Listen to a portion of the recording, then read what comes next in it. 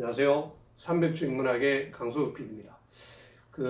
오늘은 강 PD의 책 읽기 중에서 제가 또 자주 읽고 또 수시로 읽는 책 중에 하나를 골라봤습니다.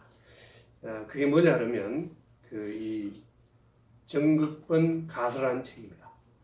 그리고 제가 이 책을 처음 만나게 된 것은 중국 근현대사라는 책들을 쭉 읽다가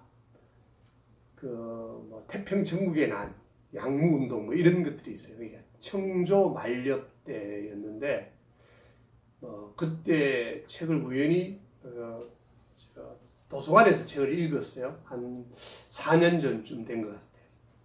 그래서 책을 읽고 있는데 그 중에서 정극본이라는 사람, 이 책을 만든 정극본 가설을 만든 사람이에요.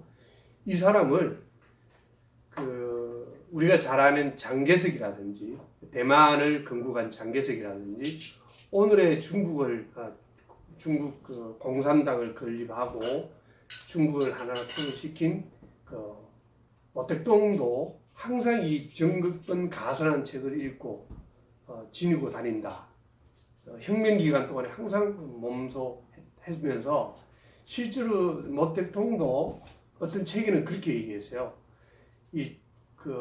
중국 근현대사에서 범중엄이라는 사람하고 정극본이라는 이 두 사람을 자기는 굉장히 좋아하고 존경하는데 그 중에서도 가장 정치적으로나 그 다음에 어떤 수신 그리고 제가 치국평천하 이 모든 것을 아우르는 유일한 사람이 있다면 바로 정극본이다 라는 이야기를 한 글을 읽게 됐어요. 제가. 그래서 이 사람이 도대체 어떤 사람이길래 이렇게 중국 근현대사에 이렇게 많은 존경과 어떤 책들이 전해 내려져 오고 있는가. 저는 주로 이게 책을 읽을 때 이렇게 감자줄기 독서라는 표현을 저는 자주 씁니다. 예를 들어 신문에 어떤 사람이 이거 너무 좋아서 막 추천하는 글이라든지 아니면 제가 주변에 지인들을 만나서 이야기를 하는데 막 혼신의 힘을 다해서 설명하는 분들이 있어요. 그럼 저는 그 책을 반드시 읽어봅니다. 왜? 우리가 살면서 자신이 굉장히 그렇게 흥분하면서 막 열정적으로 설명하는 경우가 많지 않잖아요.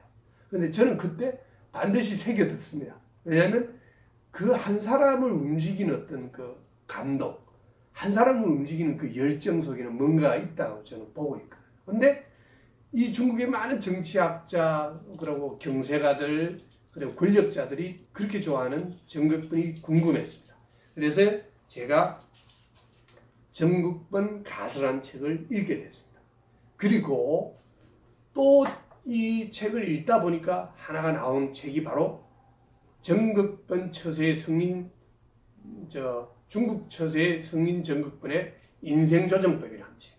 이 책은 제가 절판이 돼가지고 구할 수가 없었습니다. 그래서 전국의 대학을 다 뒤져서 아주 어렵게 빌려서 지금 읽고 있는 책인데 다 읽었습니다. 그래서 이 4가지 책을 읽으면서 정극본에 대해서 한 번은 이야기할 필요가 있겠다 싶어서 오늘 이 시간에 말씀드립니다. 이 정극본 가설을 보면 기본적으로 정극본이 청나라 말기 때 태평 천국의 난이라고 엄청난 농민운동이 일어나요.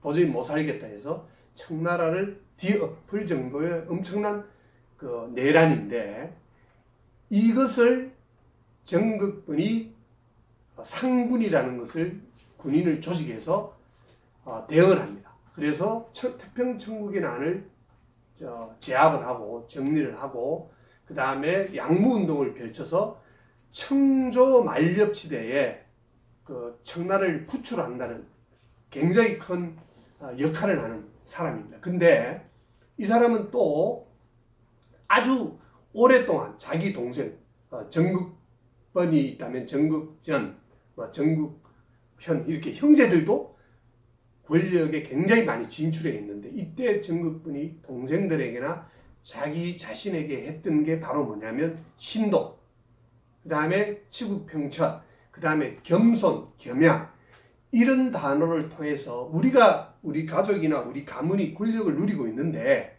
이것은 반드시 덕이 될 거고 해가 올 거다. 그리고 시기 질투하는 사람이 엄청 많을 거다. 그래서 우리는 반드시 겸손해야 되고 근검절약해야 되고 신독해야 된다. 스스로를 아무도 없어도 혼자 있을 때도 스스로를 다스려야 된다는 이야기를 끊임없이 합니다. 이 증거가 1500편 정도의 편지로 남아 있습니다. 그래서 저는 이걸 읽으면서 우리나라의 목민심서의 어떤 정약용 선생이 그의 아들과 아내에게 편지를 보내잖아요. 그 내용들이 남아서 유배지에서 온 편지처럼 많이 남아있잖아요. 이 정극본 가서가 그 편지를 모은 책이고, 이 인생조정법은 어떤 중국 사람들이 워낙 정극본을 좋아하니까 중국의 3대 책이라고 일려질 정도로 많이 읽는 책이라고 합니다. 그래서 그 사람의 어떤 편지를 가지고 다시 한번 재해석한 책인데 읽어보면 굉장히 도움이 많이 됩니다. 그래서 그 중에서 제가 특별히 이제 좋아하는 말 중에 정극분이 이런 얘기를 합니다. 청나라 재상으로서 수고로운 일에 습관이 되면 귀신도 존경한다. 예. 우리는 수고로운 일을 하지 않으려고 하잖아요.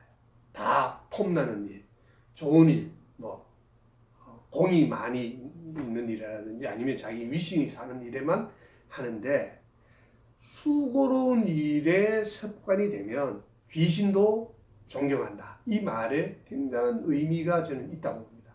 그래서 아마 모택동이라든지 장개석 이런 수많은 중국의 정치 권력자들이 자신의 권력을 오래 유지하기 위해서, 아니면 가장 권력 실세로 오래 남아있기 위해서는 이 정극분의 신독 자세, 그리고 항상 자기의 이 자리가 잠시 위임받은 자리이기 때문에 권력에 대한 두려움, 그리고 그 자리를 그 자리에 주어진 역할을 잘 못하면 어떡할까 하는 그런 두려움, 겸손한 마음에서 특히 정치 권력자들이 많이 읽었던 책이라고 저는 보고 있습니다.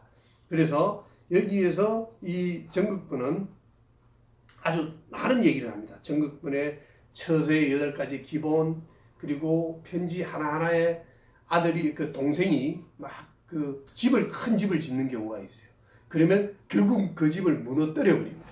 왜냐하면 우리 집안의 권력과 우리 집안의 위세로 봐서는 이 집은 가당치가 않다.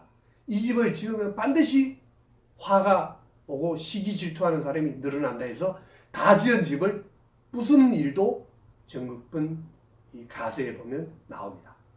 그래서 이 사람의 자세가 참 이렇게 놀랍다. 이것이 아마 중국 근현대사의 정치 권력자에게 어마어마한 영향을 미쳤고, 그런 것이 면면이 이어져 오는 책이 아닐까 하는 겁니다.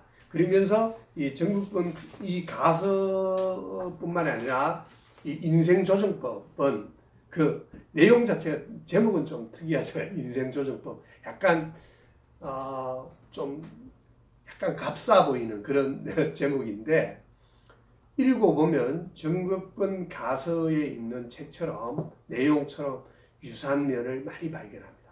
그래서 이 정극분 가서는 저는 시간 나면 이렇게 저도 많이 읽습니다. 왜냐하면 비슷비슷한 것입니다. 동서양이 다 비슷비슷한 게, 결국은 우리가 살면서 어떤 일을 하든지 간에 일단 자기 자신과의 싸움에서 이길 수 있느냐 없느냐, 이것이 가장 중요한 것 같고, 두 번째로는 인내할 수 있는가 없느냐. 그래서 우리가 어렵고 힘들 때 보면 다 이렇게 외부적인 요인들을 만지려고 그러잖아요.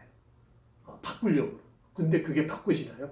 절대 안 바꾸지는 것 같아요. 회사에서도 그렇고 어떤 조직에서도 그렇고. 그러면 제가 제 스스로 변화하고 높은 인격과 높은 지성, 그리고 행동, 실천적 행동을 가져가면 그것을 보고 사람들이 어떤 조금의 존경 혹은 조금의 동료의식을 통해서 도와주다 보면 바뀌어지지 않냐는 거죠.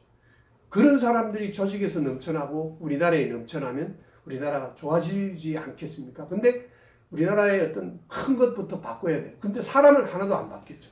왜냐하면 수많은 정치 권력이 바뀌었지만 우리 평범한 사람들의 삶이라든지 그다음에 부정부패, 그다음에 어떤 제도의 개선이 더디고 굉장히 느리지 않습니까? 그러니까 위의 정치 권력의 교체만큼 더 중요한 것이 자기 자신을 이길 수 있는가. 그래서 극기와 인내의 자세가 이 정극분 가서와 인생조주법에 큰 맥을 형성하고 있다 해도 과언합니다. 기회가 되시면 머리맡에 놓고 또 읽을 수 있고 잠시 짬을 내서 읽을 수도 있습니다. 요거는 Q&A로 이렇게 표현된 내용이 있습니다. 그래서 좀 읽기 쉽고요. 논어처럼 항상 곁에 놓고 읽으셔도 좋은 책입니다.